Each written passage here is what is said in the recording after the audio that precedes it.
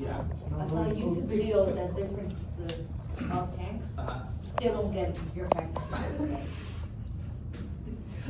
It's just a nerdy You guy. want bigger numbers all the time, except for that one. Again, if I had to pick one, I'm picking the Panther, but if I'm building a nation's army, I'm picking the T-34. Over the I even asked Abrams? my uncle. Well, not over the Abrams. Remember, the Abrams was just for the joke purpose. Yes. I even asked my uncle like what's the fascination with tanks, and he went on and on and on. Was he in the service? Yes. Okay. He was in the Mountaineers, in the Army Mountaineers. Okay. Oh, the 10th Mountain Division. Yeah. Yeah. Oh, I remember the Canadian Mounties. Yeah, 10th Mountain Division. Yeah. So anyway, so that's where we had left off. Just a couple more thoughts about tanks. Okay. Fuel economy. So again, you're fighting a total war. All of your resources are going into this fight. How many miles to the gallon do you get? Well, I've got 6 tanks here to show you how many miles to the gallon. Or rather, should I say, how many gallons to the mile? Because you get less than 1 mile to the gallon on the Panzer IV. 0.75 miles to the gallon. The Panther is even less. And the Tiger, less still. I don't know why you like that tiger. It's the coolest one. I think it's Objectively. It is, it's a nerdy guy thing, yeah. So, the Germans have no ready source of oil. They're getting their oil mostly from Romania, the Ploesti oil fields in Romania. Okay? The Middle East at this point is not a big exporter of oil. That's a post-World War II thing, where the Middle East is producing so much oil and sending it to the rest of the world.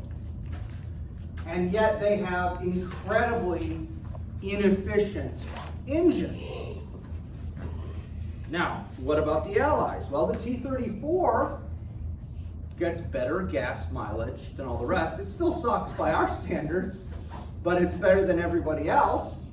And then how about the Sherman? Well, better than all of the German tanks except for the Panzer IV.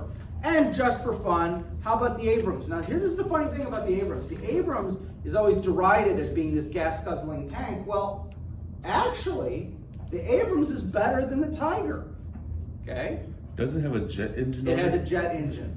Yes. The Abrams engine is not like a traditional automobile, truck, car engine. It's a jet engine. That's because they wanted to be able to go so fast. Largely in reverse, actually. When it was being designed, the whole idea was to get away from the Soviets as fast as you could. Yes? So between the Abrams and the Leopard, which do you choose? The Leopard? Yeah. I'd pick the Abrams, but the Leopard is a traditional diesel, I believe. So that has its advantages. Although again, because it's a jet engine, it can burn anything. So you could literally pour alcohol in a jet engine. Well, now, is it good for the jet engine? Will it last long term? No. But in a pinch, the beauty of a jet engine, a jet turbine engine, is it will burn anything that can burn. So, alcohol, diesel, gas, you can pour jet fuel, you can pour any of those in, and it'll work. Please. Can I just say something about the Tiger? What's it? Look, you don't root for Apollo Creed and Rocky or Johnny Lawrence and Karate Kid. You root for the underdog. Well, in a certain sense, though, a Tiger going against a Sherman, the Sherman's the underdog, not the Tiger, if you think of it from those terms. But then, okay, so not only are these fuel inefficient, how much does it cost to build one of these things? You can see my footnote, okay, because I'm not smart enough to put these numbers together. I had to swipe them from somebody else. What is the cost per tank in 1943 dollars? I don't know why the author chose 1943. He chose 1943, all right? Cost per tank. The average American tank cost in 1943 dollars, $33,000. The average Soviet tank in 1933 dollars cost $50,000. The average German tank costs $320,000, more than, or almost 10 times. So just in pure, don't think about anything else, just cost. You could have 10 Shermans, or one, take your pick, Tiger, Panther, whatever. Please. This may be a silly question, but USSR, that's Soviet, right? Right, Soviet Union, yeah. Okay. Was that just like from over-engineering, you think? Like too much work? Over-engineering, not enough assembly line type things, far too much. There's one guy who does this thing in the entire factory, and he has to finish that tank before he can get to this tank, and then there's 5 more over there.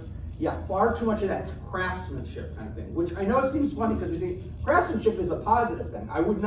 You wouldn't be, if I said you're a craftsman, you wouldn't go, oh, how dare you? You'd go, oh, well, thank you very much, I appreciate that. But in this case, because you're trying to build thousands and tens of thousands, being a craftsman is kind of an insult in this case. Yeah. Please. Why were the Germans so expensive? Was it because they lost the war and everything's just expensive, like? No, again, it's just they're way too focused on the over-engineer. The Germans are notorious for over-engineering Okay. things. And then again, this co-craftsman attitude. No, it's an assembly line. Just get anybody, I mean, that's the beauty of kind of the Ford model, which then spreads to the entire automotive industry until they wind up imploding later on, post-war, is you've got some Polak right off the boat, doesn't even speak English. You can hand him a wrench and show him, see? Like this. Stan, you get it? Like this. You do it. Because of course you gotta yell, because if you yell, they understand English. It's easier to understand. Yeah, and so he goes, see? Yeah, good, you do that, okay? That whole, you don't need to be skilled. You just need to be able to turn a wrench 1,000,000 times a day. Allows you to have a cheaper, more efficient system. Okay, please. And so if I did this inflation right, the cost of a US tank in today, that's like $500,000. In Germany, that's 5.5 million. Yeah, there you go. So that's a pretty stark reality, okay? Now what about man hours, okay? So that's the cost, but that's still kind of nebulous, okay? And you guys are asking legitimate questions. Well, how do you factor that cost? Well, how about man hours per tank? Let's put it in a different terms. And again, this is from this author. He researched the data. US, it's about $10,000 worth of man hours. So the amount I'm paying you, if we paid everybody the same amount, that's what he's presaging. Whatever the hourly rate is in 1943. I don't know what that hourly rate is. Like 5 cents. If we're paying a Soviet, an American, and a German, what would it cost? It would cost $10,000 in man hours, $42,000 in man hours, $250,000 in man hours. So again, that kind of shows you they're spending, and I don't do math very well, but 25 to 1 is the ratio, I believe. Somebody's better with math than me can figure that's 25 to 1 is the ratio, right? 25 to 1? Yeah. So for every 1 man hour, in essence, we could I know this isn't exactly what it says, but it's days. We'll go with it. So for every 1 hour de facto of work that an American does, it takes 25 hours the Germans. Also, but And 4 point something hours of the Soviets. you didn't list it, but in Abrams, about $10 million. $10 million. But that's like today. In actual dollars. Yeah, actual dollars. Actual dollars. Yeah, that makes sense. Yeah. So again, it's that efficiency that the Americans bring to it that allows us to produce just so much stuff by the end of the war. And again, that we also go to the war footings. Let's factor that in too. It isn't until after 1943. That's probably why now that I think of it, that's why he picked 1943. It's after 1943, the Germans go to war footing and you can't get a new typewriter, a new refrigerator, a new car anymore. You have to, because they're not producing. So that's probably a big factor to this whole thing. So, but again, if you go to total war footing, the Soviets went to total war footing, but they're just inherently inefficient because it's the Soviet Union. They're Russians, number one. Sorry, that's my ethnic pride coming through there because I don't want Poles and Russians don't get along. But partly also just they're communists and they're inefficient. So, but So that's another way to think of it. Now, I want to talk just very briefly about the Luftwaffe. And you might be saying, well, what the heck you haven't talked about the Luftwaffe at all, and this is the only slide you're going to have. Why are you listing this? There's a method to my madness. So this is the top 10 Luftwaffe aces. And an ace means you shoot down 5 enemy planes. That's the standard, okay? This is the top 10 Luftwaffe aces plus another guy, and I'll tell you why I put this other guy on the list, even though he's not anywhere near the top 10, all right? It's the individual, how many kills, how many he got in the East on the Russian front, how many he got in the West against the British and the Americans. So here's the top 10. Number 1, Erich Hartmann. Gerhard Barkhorn. By the way, Barkhorn was Hartmann's wingman. So does it mean They flew together. So they shared kills? No, they had their own separate kills, but they got that many kills. Does that count per plane, or if there's 2 guys on a plane, is that 2 kills? No, they'll call it as a half. Oh. They'll actually do that.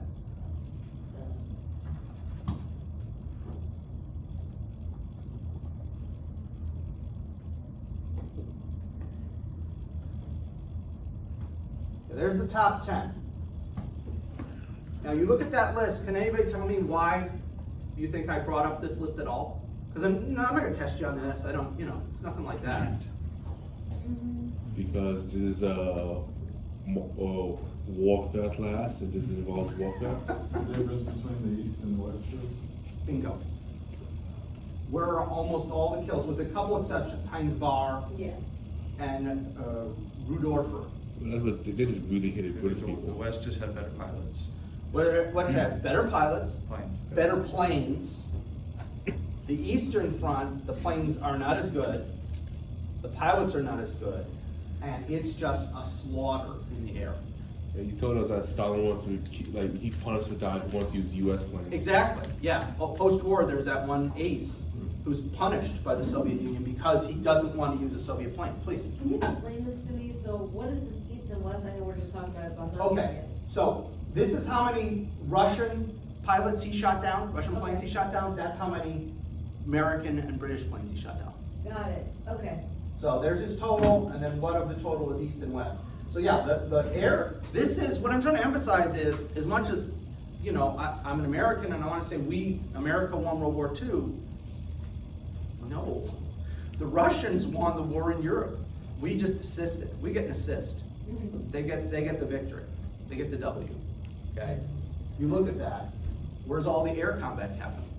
It's happening on the Eastern Front. And these names are Russians or Germans? These are all Germans. These are all Okay, I German thought pilots. so. Yeah, the bar, I was just like, Yeah. And the one guy I'll add, here's number 11, and that's Adolf Galland, who by the end of the war is the commander-in-chief of fighters. He's a 3-star general and the senior fighter general. All of his kills are in the West. After World War II, he is constantly being brought to England and the United States as an honored guest really? of different squadrons. Yeah, it's the attitude is, hey, it was war. Okay. It was fair. You didn't cheat.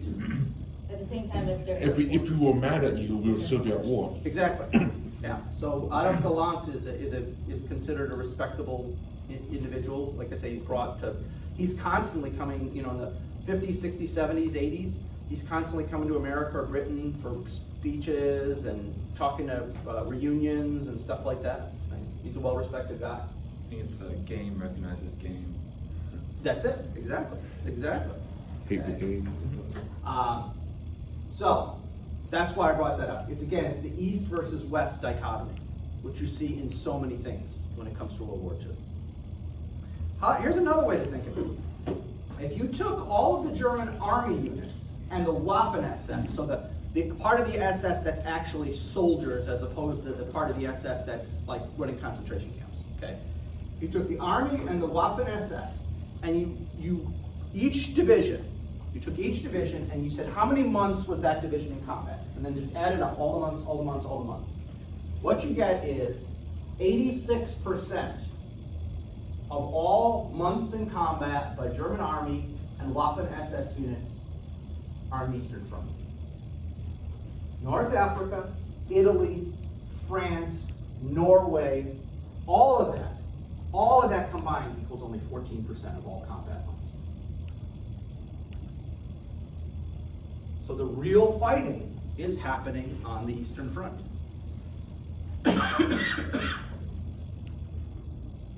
And that's why, remember when we talked about Lend-Lease, that the Soviets are gonna fix the majority of German divisions. They do.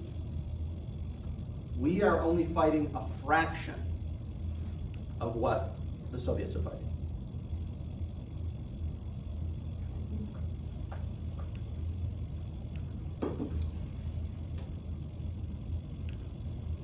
Now, how does this work out for the Soviets? Well, if you were born in 1923, and therefore are the class of 1941, i.e. you would turn 18 in 1941, the year the war with the Soviet Union breaks out.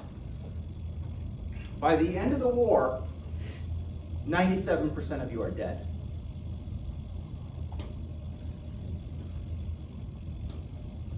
Wow. It's even worse than the French. Oh, it's worse than French in World War I. Yeah. For the French in World War I, it was 1/3 are dead, another third are wounded in various degrees. What have you broken by class? You know, was it mostly like poor middle class people? I'm sorry, the what? If you put it out by like the wealth, was it mostly poor? Well, remember, this is the Soviet Union. Yeah. So Everybody's technically, poor. everybody's equal. Technically. Everybody's poor in this It is certainly more often not high-ranking party officials whose sons are dying, just like everywhere else. Yeah. But when it's 97%, there's a lot of party officials whose sons are dying too. You can't hide. You can't hide. Yeah, because that's, treason. Absolutely, yeah, no, absolutely, absolutely. A lot of widows there. Yes, a lot.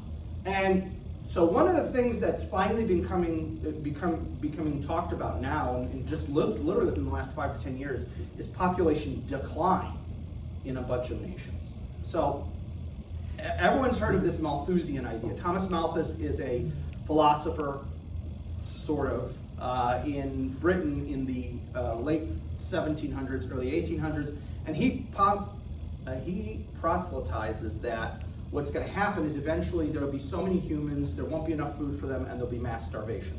This is Malthusian theory. And Malthusian theory dominated certain groups for a couple hundred years.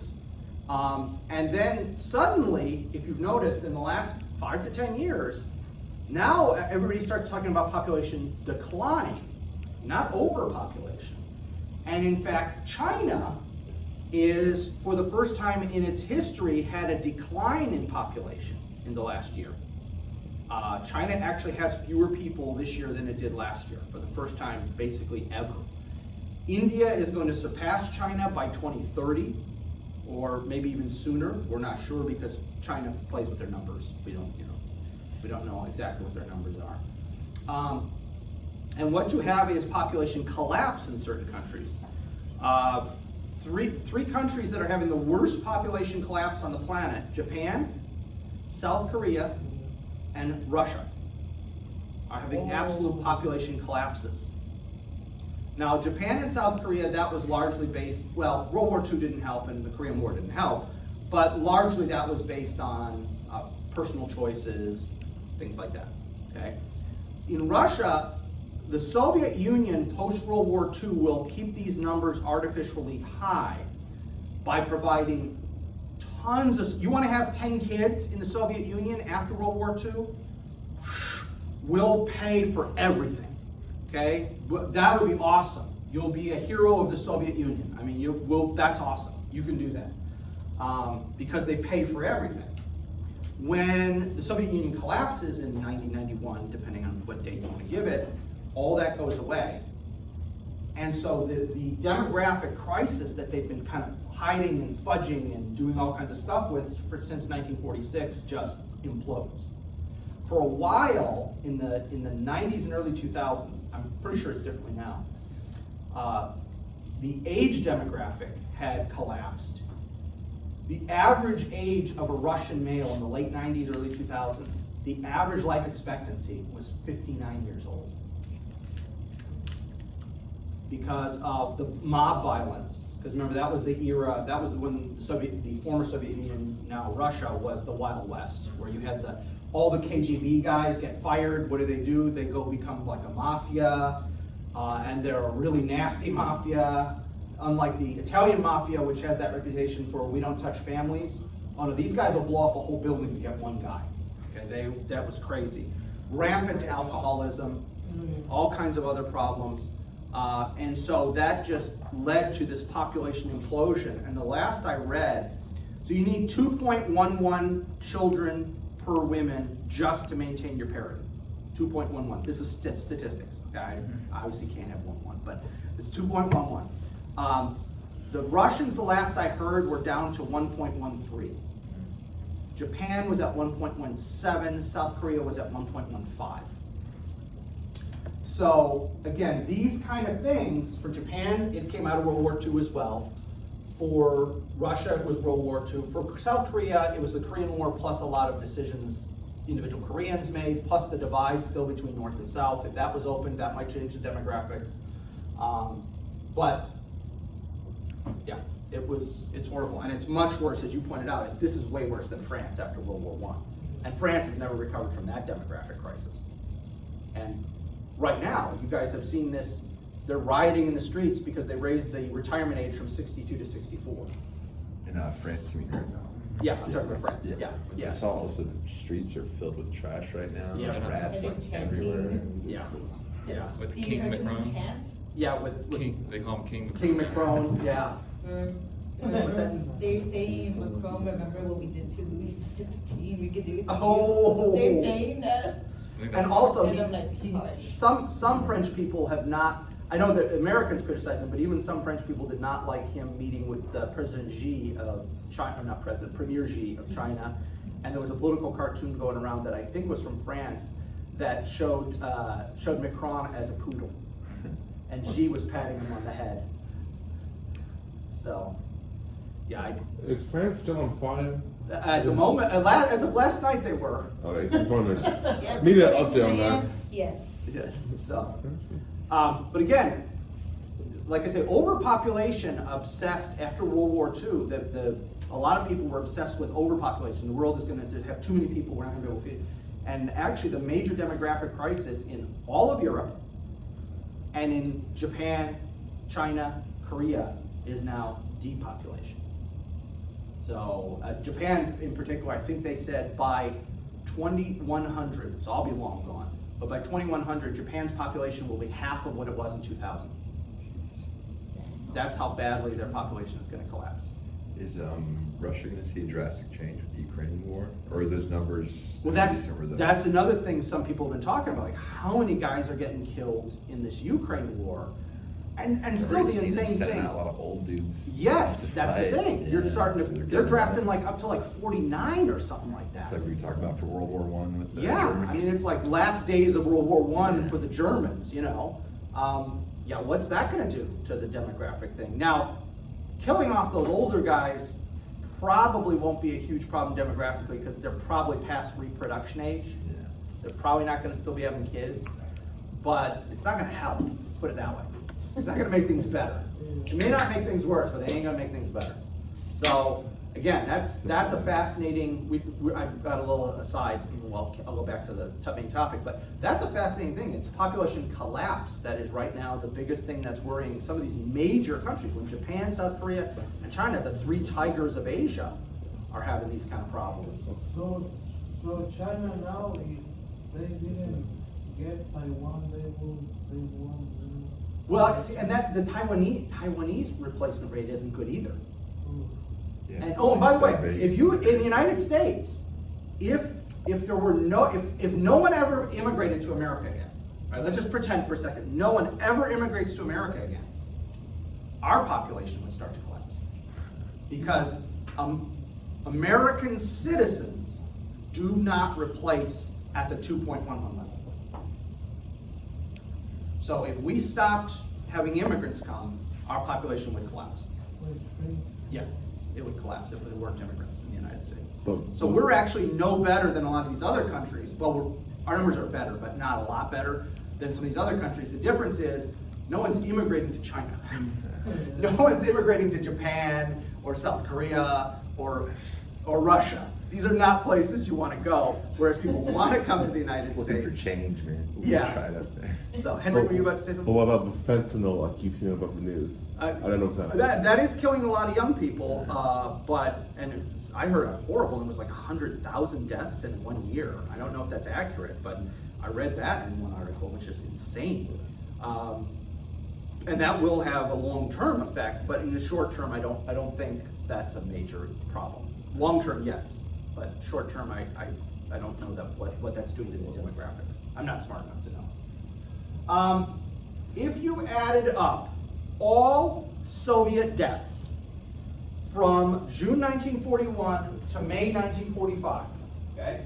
So this is the full 4 years that they're in the war. They're in the war exactly 48 months.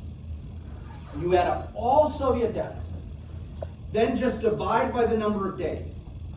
The average daily death total, if you did that, now that's not how real life works, I acknowledge that, all right? If you did that, 15,000 people are dying every single day for 4 years straight. Try to wrap your head around that number. 15,000 people dying every day, on average, for 4 years straight. That's how severe Soviet losses are.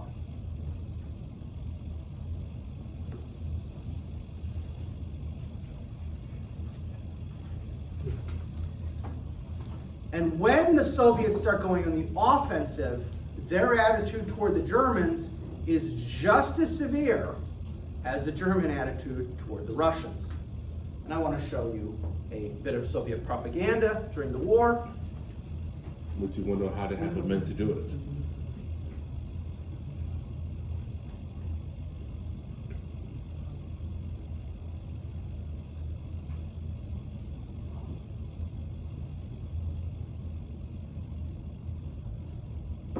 What does that mean, rape by force or racial haughtiness of German women? What is that? Rape? Break. Oh, shoot, no. Yeah. Okay. Also, you know, here in the documentary that the year was the Soviet Union, you know, when they invaded Germany, they, you know, still. Oh yeah, they still everything that's not nailed down. You know, rape. Yeah, the rapes are so bad. Yeah. Basically, the way it happens is that the initial frontline units are pretty disciplined. The actual combat units are pretty disciplined. You don't get a lot out of those guys. It's the support units that are usually the All the problem. support units. Yeah, ironically, you would think the combat soldiers would be more likely to do that because they want a sense of revenge, but no, their attitude is we're professionals. We're here to kill the bad guys. The guys coming up behind are the guys who commit most of the rapes. And the way it would generally work is, so when the secondary units get into town, if we're not going any further today, you know, like we're stopping for the night, after the main tasks are, you know, you need to do this, you need to do this. Once those tasks are done, the officers would just let the men run rampant. And then at 5 in the morning or whatever, they would decide, hey, we're going, and the call would go out. If there's still guys missing, the commander would probably say to the political commissar, find one who's in the act. And then they would find some guy who was kind of in the act of committing a crime, that crime, I don't want to say the word, but that crime, and they would drag him out in the public square and just shoot him in the head. So it's kind of like they have an intolerance for it, but they do. And then we keep going. When they take Berlin, the estimation is there are 1 million rapes committed in Berlin itself, just Berlin. And there is a book that came out, it only came out in the early 2000s, called A Woman in Berlin. And it was a memoir. Yeah, it was largely a memoir, but she omitted names. She didn't use the real names. A woman who survived the Soviet capture of Berlin. And she talks about her experiences. Her experiences were pretty mild, relatively speaking. She wrote the book after the war as a kind of catharsis, you know, to get through her trauma. But in the 1950s, you didn't talk about it. That was verboten. You didn't talk about that. Nobody talked about what happened. Okay, and so the book wasn't published till like the late 90s, early 2000s. And I think she might have even passed away. It might have been a case where she wrote it, but she didn't publish it. I can't remember. They even made a film film version of it, which was actually very well done. But yeah, it was horrible. It was really horrible. Now, the Soviets' attitude is, hey, what comes around goes around. What you did to us is going to be avenged. You know, morally, I would say two wrongs don't make a right, but yeah, but I'm not going to get myself in the middle of that. But it's bad. There's just no way of saying it. And the Germans did start it. I'm not justifying anything. That is a horrible crime. In my opinion, that's a worse crime than murder. I've always thought that. Because it messes you up for the rest of your life. As opposed to, if you're dead, you're dead. Yeah. Here's another way of thinking about things. Comparing American and Soviet deaths. So again, I want to say rah rah America. I want to say we won the war. But that's a comparison between Soviet and American deaths. We lost, go back.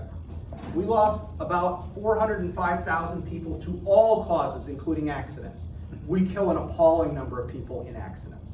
Or friendly fire too. Or friendly fire or things like that, which is why we have to constantly have safety briefs. In the modern military. Accidents like trucks and stuff using Training you how to fly. Yeah. You would be shocked at how many guys get killed learning how to fly. Just absolutely shocked. The numbers are staggering. What about one guy who like slipped, won a battle in his bathtub and hit his head real hard? And crazy things happen. The Soviets lose 20 million plus. Now, people always ask me, how many of those did Stalin kill? Some. Yeah, some of those are guys shot by Stalin because they refused to advance, or because they did a bad job on something, or because he didn't like their politics, but it happened to be during the war and gets wedged in with the war casualties. Yeah, that happened. How many? I don't know. There's no way you're gonna figure that out. 10,000? Oh yeah. 100,000? Possibly. More than 100,000? Could be. 100,000 is a safe bet. I mean, it's not gonna be lower than 100,000. I'll take the over on that. Yeah, if you're gonna do the over/under, take the over. Yeah, exactly. Not the kind of thing you want to brag about, though, No, is it? no. I sacrificed 20 million of my own men. Yes. So you want to? Does that include the Pacific front for the USA as well? Yes, that's everything. That's Europe, the Pacific, and accidents, and stateside accidents. That's everything. And that's why, even though it's a huge, for us, it's seen as this huge thing. It's like nothing compared to most of the Europeans. Oh, and let's look at everybody. This is all the major players, and in fact some minor players too. Okay, so the orange, I guess red or orange, is percentage of the population, and the blue is actual millions of people. So when you look at it from actual numbers, the Soviet Union loses the most. China is close second. See, now this one actually has it over 20. So again, every one of these is slightly different. China's a little under 20. And then the next is Germany, which is, what is that, about 7, 8, okay? But if you look at it as a percentage, Poland loses the most because Poland loses about 17% of its pre-war population is dead by the end of the war. And its neighbor, Lithuania, loses about 14% of its I was curious population. about that. Yeah. Even though in actual numbers it's small, but as Lithuania only had like 1 million people. Yeah, okay, yeah, I get what you're saying now. Yeah. So, Yeah, Soviets, they depopulated. yeah. So the US was like the least. Yeah, but Yeah, I mean, look at the US. It's barely a blip. Barely a blip. We just wanted our name in the history books. We and helped. when we see Russia, we see like every Russian plus those people from for example Kazakhstan and all. Yes. So we're talking about the old Soviet Union includes what is today the Russian Federation, plus the Ukraine, Kazakhstan, Georgia, Yeah. not the one, not ours, the other one. That's always a running joke among Yeah. European historians when someone says Georgia. Which one? Okay. European, Armenia, Azerbaijan, all those Caucasus countries. Yeah, that's the whole thing. Chechnya. Chechnya, yeah, Chechnya. Yes, Henry. I don't know. I was just thinking like now the thing that you can really brag about, like all of these losers, only 400,000 men dead. Yeah, I know. I don't want to leave you. I don't want to leave you, like ready to slit your wrists or something. I want to, do something a little, take the tension away. So your moment is Zen today.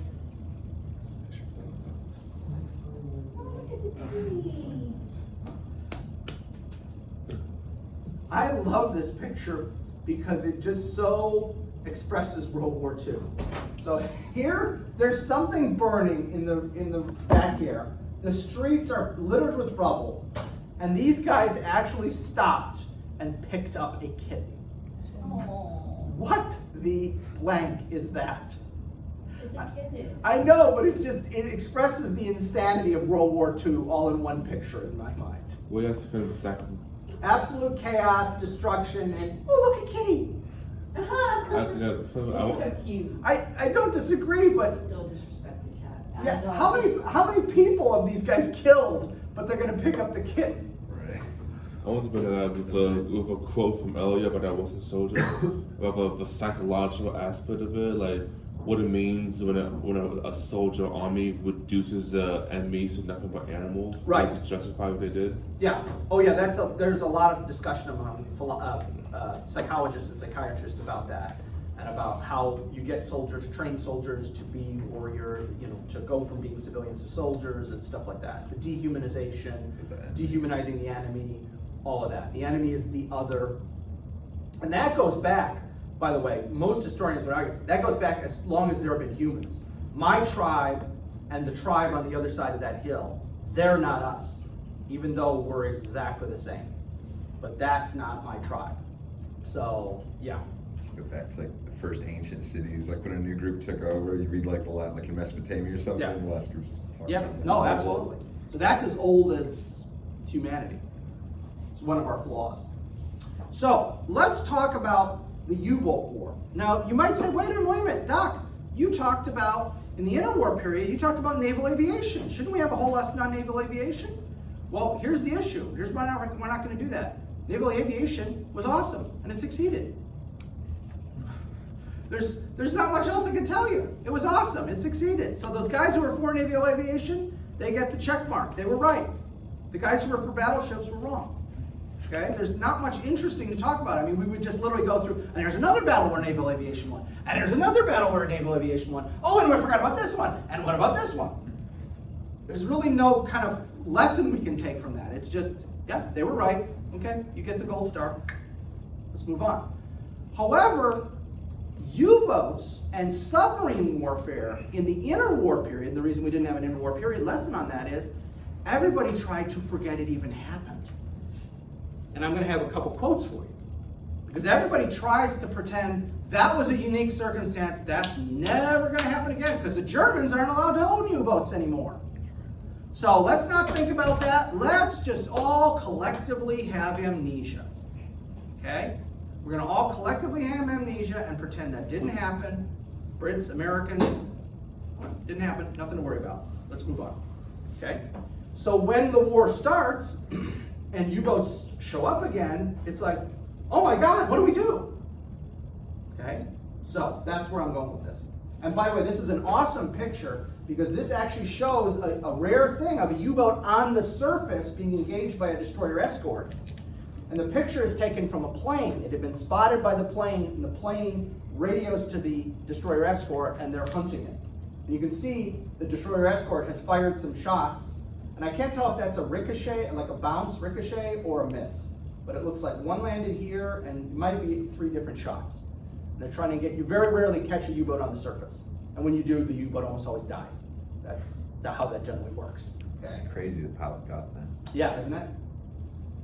So, now, the U-boat isn't the only thing. I mean, we can do other things to sink shipping. What can we do? Well, there's commerce raiders. Remember, these are ships that look like a cargo ship until you get close, and then, boom, you know, you pull down the stuff.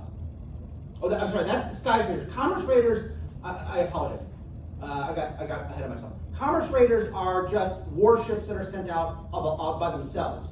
So they're not, it's not a fleet thing. So that when the Bismarck goes out, she's a commerce raider. She's sent by herself. The Bismarck doesn't go out with a battle group or a fleet. She goes out by herself to sink Allied ships. So it doesn't really pull the attention when they're not. Right, really- that's exactly. the And the disguise raiders, I apologize, the disguise raiders are the ones that look like a cargo ship, and then when you get close, they pull down the fairly sophisticated, in some ways, camouflage, and then they engage you and sink your ship. Okay. There's air raiders. They could do that if you're near a coast. We can sink ships with air, from air. Naval mines, those are out there, and those suckers are mines, whether it's land mines or naval mines. I hate those things because they're just always out there. If you don't take care of them, they're always out there. We are finding World War II naval mines. The Navy regularly finds these. It's been, what, 70-something years now? Almost 80 years since World War II ended. Like, how have they not rusted through? So what you're saying, you It's didn't crazy. like that moment for Finding Nemo? when No, you- no. Mines are scary because they're silent, but they can kill. Without you're walking along, whether it's on ground or sailing along, whether it's at sea, and then somebody's dead or a ship is sunk. They are nasty and evil things. Please. Some are plastic. And nowadays, yes, some are plastic. Obviously, in World War II they weren't. Right. Although the German alternative to that was wood. They would make some of their little landmines that were designed just to maim, not to kill. They had a wooden box, and only the trigger mechanism had metal. Please, I'm sorry, I cut you off. My team leader lost both his legs. We thought they said it was IED, but they had told us in the intel for that mission that we were operating where there were both Soviet and British mines still left in the area. And where he set it off, they had already swept the area. And the mine rollers for the MRAPs had already kind of circled the area so that, okay, area's clear. Clear, Walking yeah. along, boom. And so Lost both legs? lost both legs. Below the knee or above the knee? One below, one above. His Mark 12, his DM rifle, gone. They only found the lower and a couple of components, and then our CO was like, "We'll find the rest of it," and they were like, "It's gone. It is gone." So was it because it was plastic, they didn't catch it? Yeah. Okay. Yeah. They weren't sure if it was an anti-personnel or an anti-armor mine, because they're saying if anti-armor is more of a focused charge. Yeah. Because of how it detonated, they think that might have been the case, versus if it was anti-personnel, it would have been worse. Yeah, though you wouldn't think an individual guy would set off an anti-tank mine. That's why they were weirded out, because Yeah. he was walking where the mine rollers had come Oh, through, yeah. and they'd already swept it, so they were like, how did it not go off? So Maybe they they figured were- it must have been an old Soviet mine. Yeah. Yeah, so I just, they're nasty, they're evil. I know we use them too, although I think our policy is kind of not to use them now. We learned to call for fire for DPICM, which does deposit mines, but they told us in actual warfare, we're not allowed to call it. Sounds about right. That doesn't make sense.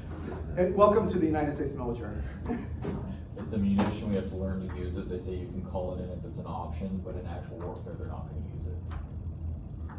Just Yeah. like flamethrowers are illegal, but they're termed as rocket launchers. Yeah, It's a thermobaric Yeah. warhead. yeah. Don't look for logic. Don't look for logic. Bayonets are You're gonna make your head or explode. issue them. You're gonna make your head explode. Don't look for logic. So many things does not make sense. So, again, naval mines still out there, land mines all over the place. In Africa, you might have heard about this, they have rats that they've trained, these giant African rats that they've trained to find mines. And because they're rats, they're not heavy enough to set off the mines, most of the time. Most of the time, Does it sometimes. use That's video? fun, that's fascinating. Yeah. About that. It's fun. Yeah, and you look it up on YouTube. There's videos of this. It's really fascinating. And these are, my daughters, they used to watch, was it National Geographic's Kids? And they actually had a song called Hero Rats that they would play, and they still play it on Alexa. They go, play Hero Rats, and it's about those landmine finding rats. Not quite the same ones like New York has problems with, but anyway. Doing New York shit for rats. And lastly, U-boats. So the U-boats aren't the only option.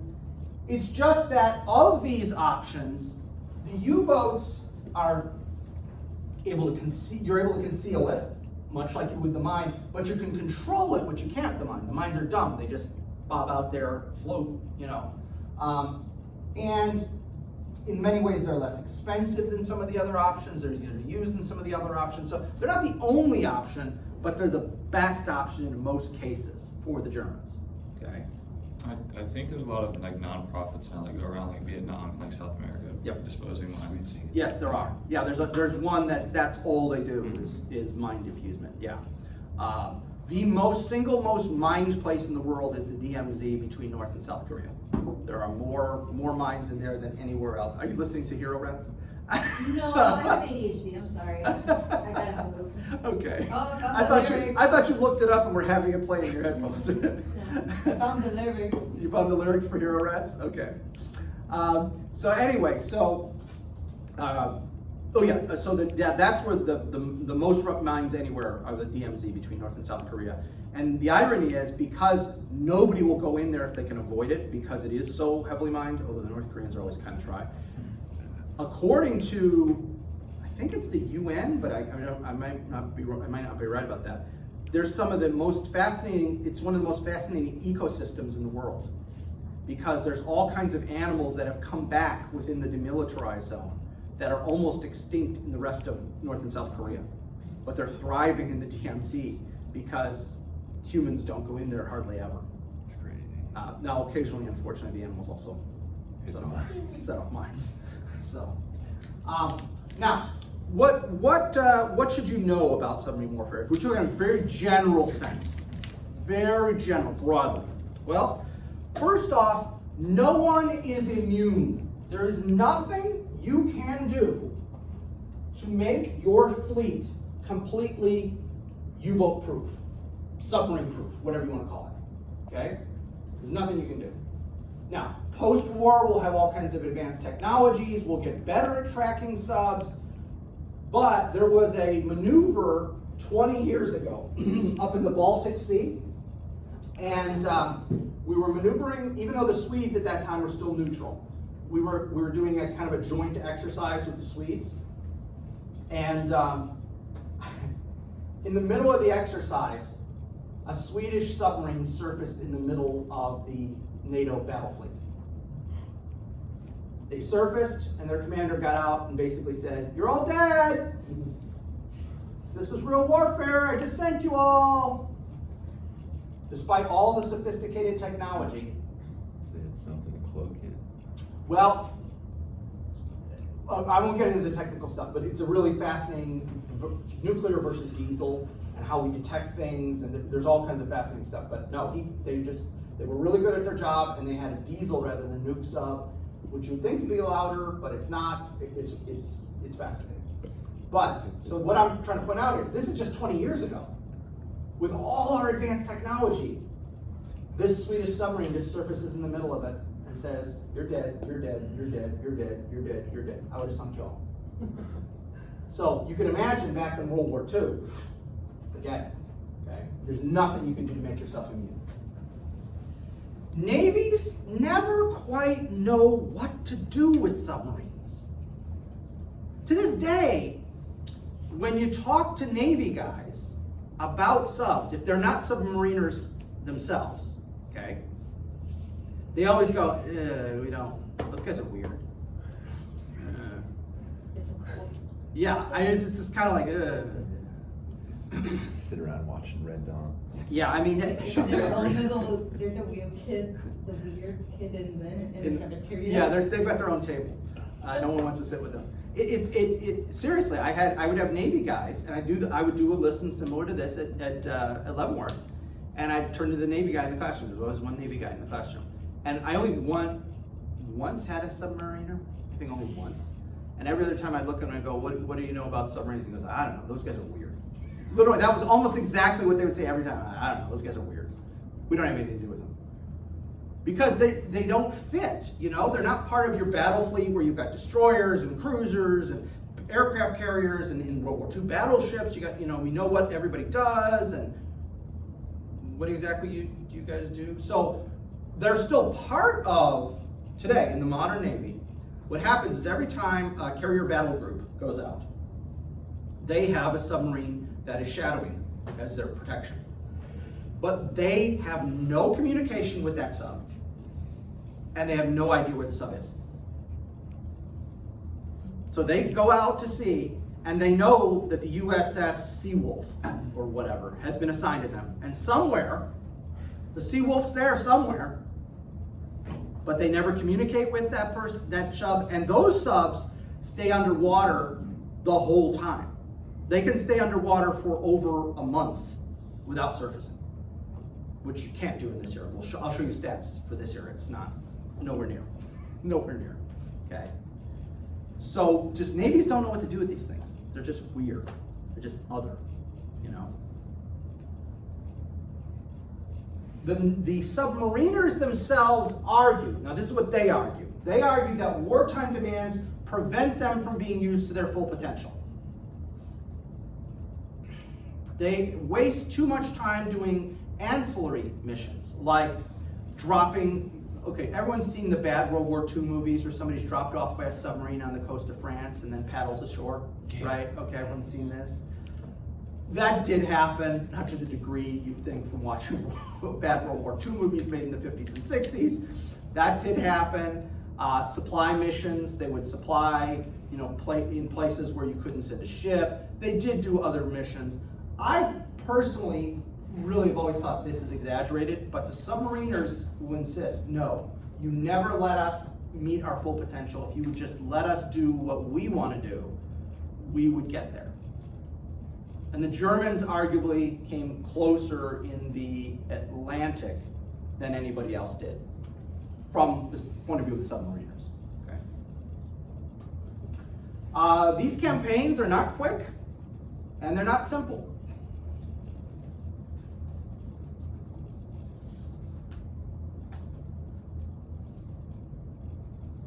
And I'll explain the whole process as we go along of what goes into a submarine campaign. And last but not least, submarines are not an alternative for a surface fleet. There's tons of things a submarine cannot do, especially in World War I and World War II. You can't take off from a submarine. No, but remember we tried. The Japanese tried. Yeah. The Japanese tried, and we even thought about it, but the Japanese actually tried to do it. So again, they're not really they're not a replacement. They're an ancillary to a surface fleet, but they can't replace the surface fleet. There's tons of, you can't bombard a coast with a submarine. Well, I guess that one deck gun they sometimes will have, you could fire a couple shells, but you know, I mean the Marines are not going to be calling in support from the submarines. Although nowadays, the boomers, the nuclear subs have turned to guided missile subs, so you kind of could do that nowadays, but that's different. That's a different story. That's nowadays. Okay. But so these are kind of general features that apply to subs, whether it's World War II or whether it's even nowadays, by and large. By and large. Now, were they a real risk? Was there real fear? Well, according to Winston Churchill, yes.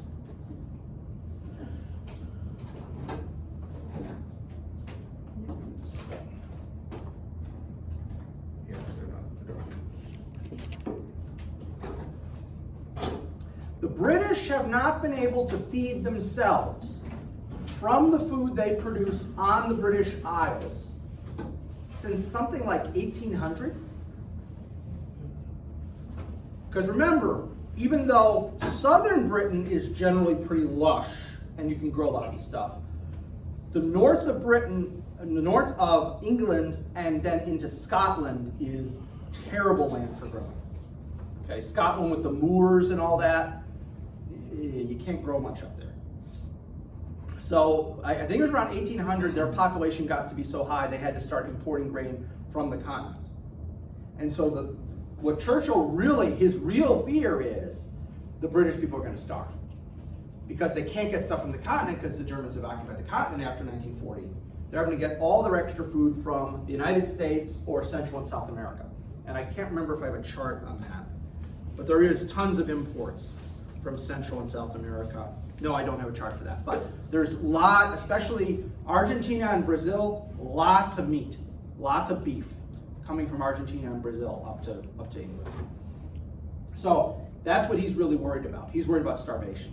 He's worried about the British people literally starving to death. Was that a problem with Brexit? You know, like after they separated from the European Union, imports weren't easy or smooth anymore? Well, they weren't as smooth. I think that the British were never, as a result of Brexit, they weren't in jeopardy of starving. What they were in jeopardy of is paying a heck of a lot more for their groceries. So again, I'm not a Brit, so I don't want to get in the middle of their politics. Just like I don't want Brits commenting on internal American politics. I'm not going to generally comment on theirs, but yeah, there really wasn't much fear of starvation. It was mostly fear of, like, how much am I going to pay at the grocery store? And they already pay a heck of a lot more. Remember, guys, and I think you all know this, as bad as, we've had inflation for the last couple of years and everything, food is still cheaper in the United States than in any other country in the world. Oh, we had to, yeah. Yeah, as a percentage, when you look as what percentage do Americans spend of their annual income on food, it's the lowest amount.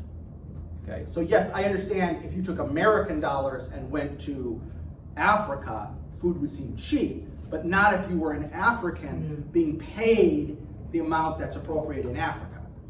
Does that make sense? Yeah. Yeah, so food as a percentage of our income is cheaper here than anywhere else on the planet, which explains why people look like this, because it is cheap. Almost makes a mass shootings worth it, doesn't it? No, I'm not touching that with a 10-foot pole. Too soon. Yeah, Wait, not touching that with a It's 10-foot America. When is it not too soon? I'm not, yeah, not True touching that. that. Not touching that. All right, so the British and their attitude toward this. Couple quotes.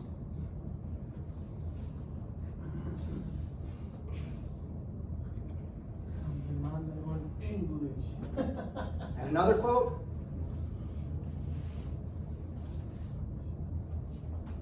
I think it's just jealousy that anything to do with us. Like submarine warfare on shivering. On shipboards, yes, and escorting convoys. Oh, I joined the Navy to kill Germans, Yeah. Jerry's as they would call them. I didn't join the Navy to escort a bunch of merchant vessels, but that's where the German or the British Navy was most needed, is guarding those convoys. If you're worried about starving, you darn well better make sure that the ships carrying the food get to Britain. I mean, if I was in the military, I would love that job, sit around and do nothing. Well, but then you got to worry about the torpedoes sinking you, and I'll show you some stats. It's nasty, please. So, as we discussed like a moment ago, the British, they didn't export like stuff from the colonies, for India. Yeah, some stuff is coming from the colonies as well. It's not just America and the Central and South America, but that's a long ways away.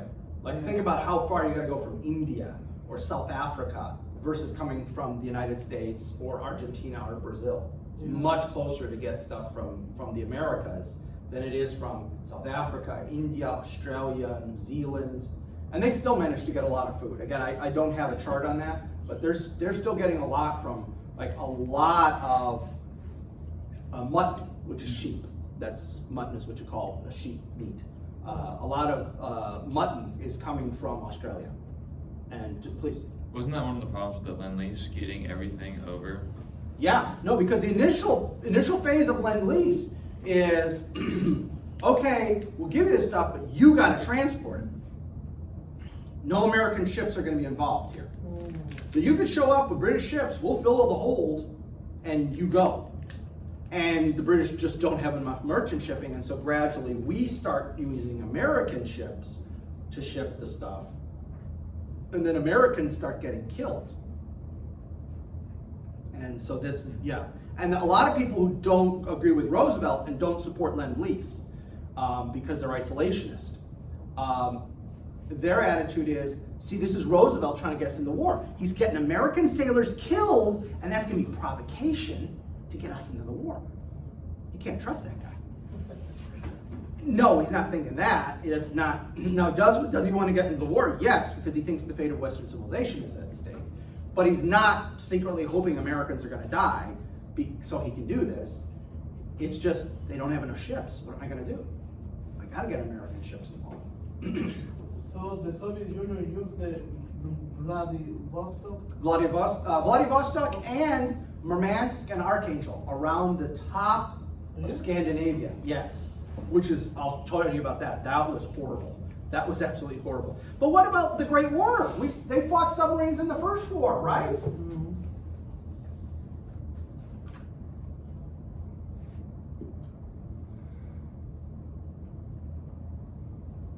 Remember, their attitude after World War I was never going to happen again. That was a unique circumstance. It's never going to happen again. We'll just take all these files and put them right in the trash. Same thing with America and Covert Ops. Yes. Oh yeah, absolutely. Absolutely. Or insurgency. Yeah. Yeah, absolutely. So the attitude, once again, and as you know, I'm never expecting you to remember a quote. I'm just trying to give you an impression. Okay. So now, when the war breaks out, the commander of the German Navy is a guy named Raeder. Okay, no, it's Raeder. Yeah, that's actually his name. His name is Erich Raeder. Spelled slightly differently. Like Creeder? What? Like Creeder? K-R-I-E-G-O. No. I'll show you in a second. He is keeping a private diary through the war. In his diary, he goes ahead and is much more honest than he is in public. Okay? And so on the 3rd of September, 1939, when Britain and France, that's the day Britain and France declared war on Germany. Because Germany invades Poland 1 September, 2 days later, Britain and France declare war. This is what he writes in his private diary. He's the commander of the German Navy.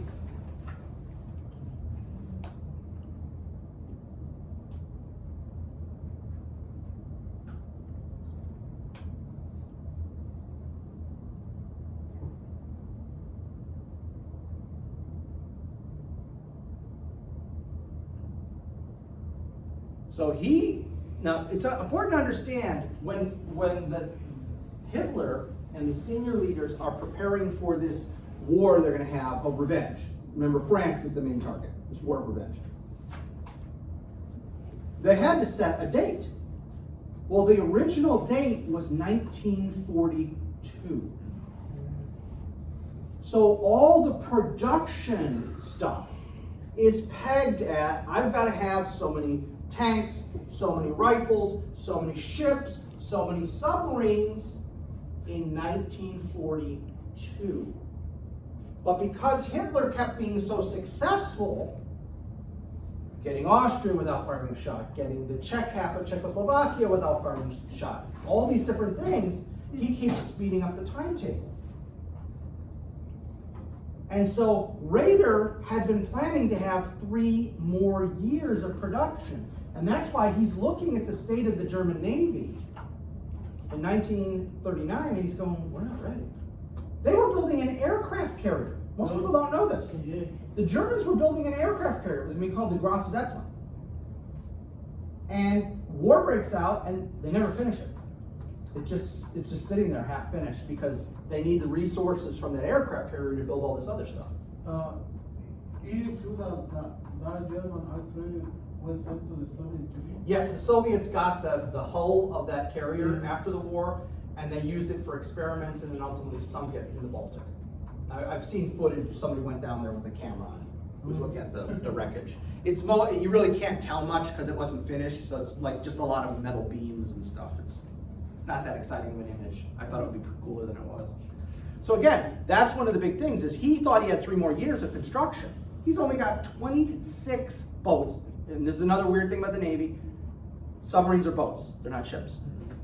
Okay? It used to be a tonnage thing, but now the tonnage thing, submarines are huge. American submarines, nuke subs are huge. But they still call them boats. It's a tradition thing.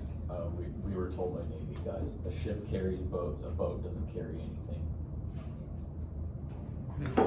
Okay. Except, Yeah. except men and occasionally weapons of mass destruction. Okay, we're just gonna let it go, because again, don't look for logic, Henry, come on, we've been through this. But yeah, I'm not, that sounds like something they would say. Exactly sounds like something they would. So he thinks he has 3 more years. Well, he can knock out a heck of a lot of U-boats when you consider relatively how small those are. Think of how many you could knock out in 3 years. You could have at least 3 times, 4 times maybe, that number of U-boats if the war doesn't start till 1942. But it starts in 1939. Could Hitler held on to like the Austria and the Czech half if he had waited that long? I don't know. That's a big if. I mean, I think waiting would have been better in some ways and worse in others. It might have given the Russians a chance to fix all the stuff that got screwed up because of the purges too. So, but you know, maybe he doesn't invade Russia. Well, but that also means his regime lasts longer. So that kind of again, when you play what if, you get your mind all tangled up. So again, it is what it is. By the way, Rader will be relieved of command in the middle of the war because he has defeatist attitudes. No, much more like reality. He's one of the few guys of the major guys who's in the Third Reich who's going, yeah, this is not going well. And Hitler finally, they get in one more argument and Hitler says, that's it, you're done. And he fires it because he's too realistic. Let's compare U-boats, World War I to World War II. Okay, so let's compare. So the U-boats I'm gonna compare are late World War I U-boats to early World War II U-boats. These are ocean-going boats, not coastal boats. And that's another big thing is how far your boat can go, what kind of conditions can it operate under. So these are all ocean boats. Okay. So maximum speed, the 1940 boats are a little faster. Okay, they're a little bit faster on the surface, and just slightly slower submerged.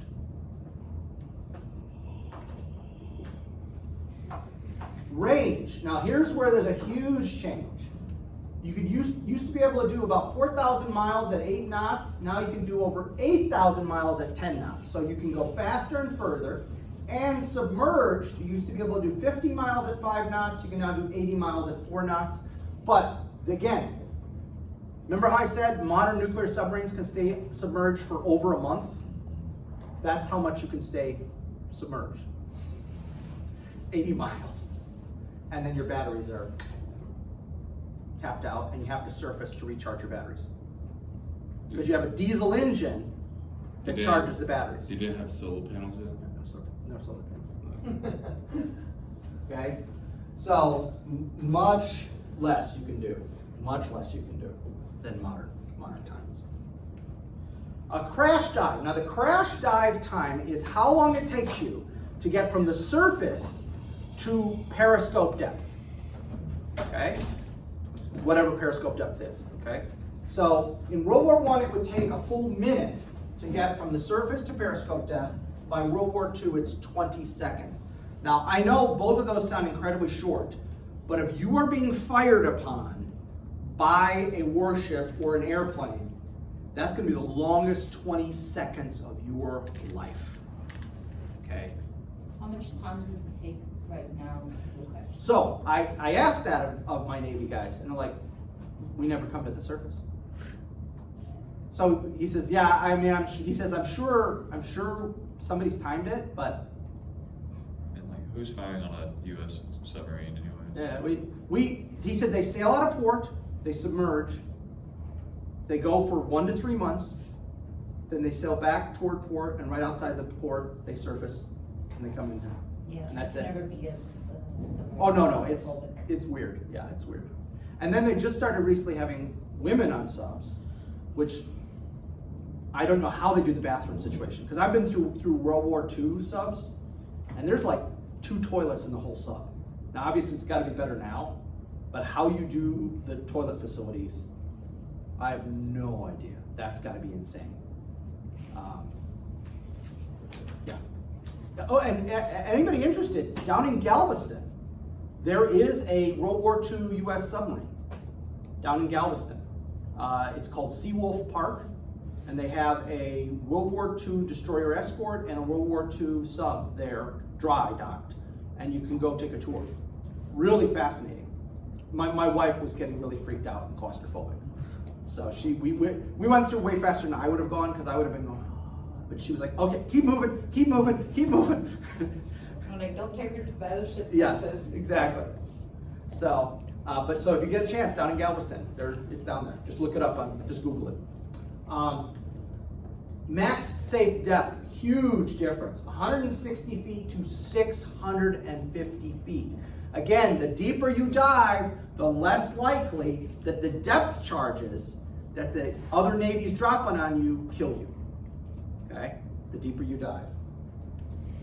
Torpedo size. The warhead of the torpedoes has almost doubled, which means more explosive, better chance of killing your enemy. Torpedo range, more than doubled. So you can fire further away, so you can get away. Okay? We're almost out of time, but let me point out another thing. If you've ever played, especially for the people who played submarine games, if you've ever done any submarine games, I don't know if there are currently any out there, but back in the 80s, 90s when I was gaming, there were submarine games. And it was always, you'd go in there and you'd go guns blazing and you'd fire like a dozen torpedoes and then you'd wait out the depth charges and then you'd surface again and attack the fleet again. That's not what happened. What happened is you sighted the fleet, you got as close as you could to where your torpedo was actually going to strike. You fired all your forward or all your aft torpedoes, and then you ran like hell out of there. Because if they start dropping depth charges on you in real life, most of the time you're going to die. Okay? So the movie version and the computer gaming version, where you just wait out the depth charges, then resurface and attack them again, that life never, ever happens in real life. If they're dropping depth charges on you, there's a really good chance you're going to die. Okay? Again, the gaming / movie version is different. That's not realistic. When we meet next week, I'm going to tell you about the Wolfpack and how the Germans coordinated all these submarines across the Atlantic for a very effective system and why they came so close to almost starving out the British. So, thanks guys. We'll see you next week. Are we done? Is it only 2 more weeks and then a Monday? I think we only have 5 more classes.